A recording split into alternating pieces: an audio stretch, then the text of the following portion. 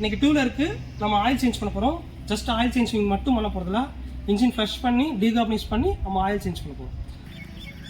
Engine ஃப்ரெஷ்ஷிங்க்கு நம்ம பர்தாலில் இந்த engine fresh எதை எடுத்துக்குவோம். இதை நம்ம இன்ஜின் ஆயில் இருக்கிற இடத்துல ஆட் பண்ணி ஒரு அதிகபட்சம் 10 to 15 minutes ரன் பண்ணால் ஐடியில் ரன் ஆகும். ரன் பண்ணதுக்கப்புறம் நம்ம அதை கண்டினியூ பண்ணுவோம்.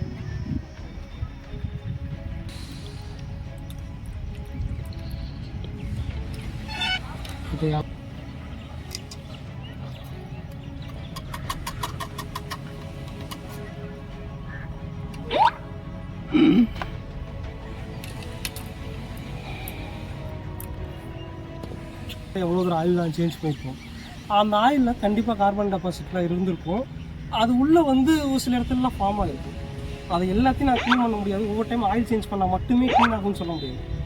ஓகேங்களா? நம்ம இதை இன்ஜின் ஃப்ரெஷ் பண்ணுறப்ப என்னன்னா டோட்டலாகவே அதை உள்ளே இருக்க எல்லா டெப்ரிஸுமே எடுத்து க்ளீன் பண்ணி கொண்டாங்க. இப்போ நான் உள்ளே இன்ஜின் ஃப்ரெஷ் ஆட் பண்ணிட்டேன். இப்போ 10 to 15 minutes வண்டியை ஐடியில் ரன் பண்ணுறேன்.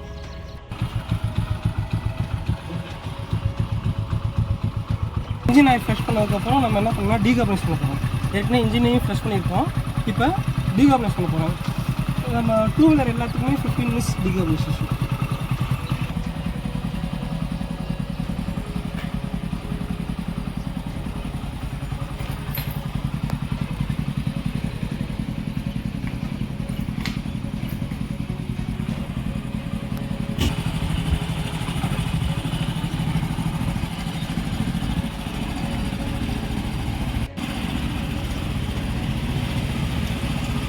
இன்ஜின் டீகார்பனைசேஷனில் என்ன நடக்கும்னு சொல்லிடலாம். இப்போ வண்டி கிட்டத்தட்ட ஒரு 50,000 60,000 கிலோமீட்டர் ஆகும்.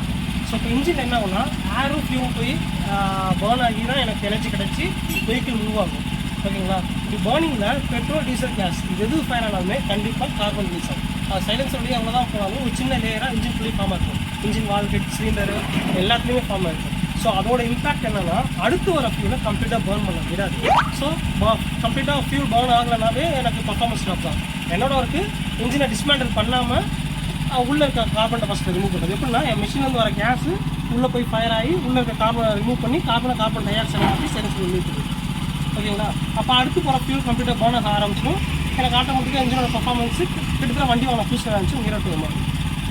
த்ராட்டல் பாடி கிளீனர், இந்த த்ராட்டல் பாடி கிளீனர் வச்சு நம்ம என்ன பண்ண போகிறோம்னா இன்ஜினோட முன்னாடி இன்ஜினுக்கு போகிறதுக்கு முடியல த்ராட்டல் ஃபுல்லாகவே க்ளீன் பண்ண போகிறோம். ஃபியூல் லைனுக்கு முன்னாடி வர அந்த லைன்லேருந்து கார்பரேட் லைனை க்ளீன் பண்ணி டோட்டலாகவே க்ளீன் பண்ண போகிறோம் த்ராட்டல் லைன் வச்சு. இந்த ஃபியூல் லைனை கட் பண்ணிட்டு இந்த ஃபியூல் லைனில் இந்த பர்தாவோட த்ராட்டல் பாடி கிளீனர் ஸ்ப்ரே பண்ண போகிறேன். இந்த ஸ்ப்ரே பண்ணுறதுனால என்ன ஆகும்னா இந்த ஃபியூல் லைன்லேருந்து அந்த கார்பரேட்டரு அதுக்கப்புறம் உள்ள த்ராட்டல் எல்லாமே எனக்கு க்ளீன் ஆக ஆரம்பிக்கும். கட் பண்ணிட்டு எனக்கு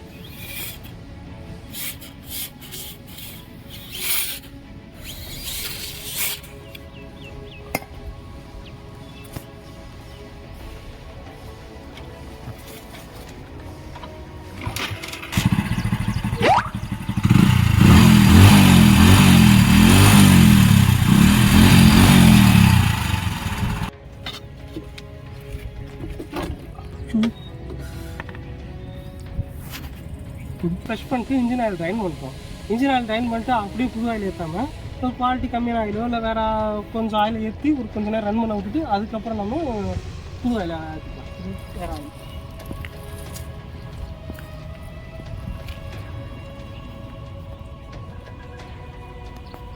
இப்போ ஃப்ளஷ் முடித்து இன்னும் குவாலிட்டி கம்மியான ஆயில் ஊற்றி திருப்பி அதையும் ட்ரைன் பண்ணியாச்சு. இப்போ கேஸ்ட்ரால் 1 லிட்டரு என் பைக் இருக்குது.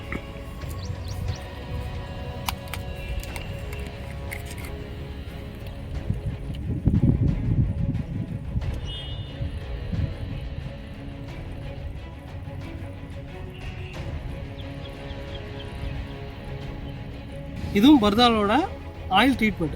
ஸோ ஆயில் ட்ரீட்மெண்ட் ஏன் யூஸ் பண்ணுறோன்னா கிட்டத்தட்ட இது ஆயில் அடிட்டிவ் மாதிரி இன்னும் கொஞ்சம் லைஃப் கொடுக்குன்னு வச்சுக்கோங்களேன். இதை ஃபீல் பண்ணுறப்ப இன்னும் ஸ்மூத்னஸ் நிறையவே ஃபீல் ஆகும்.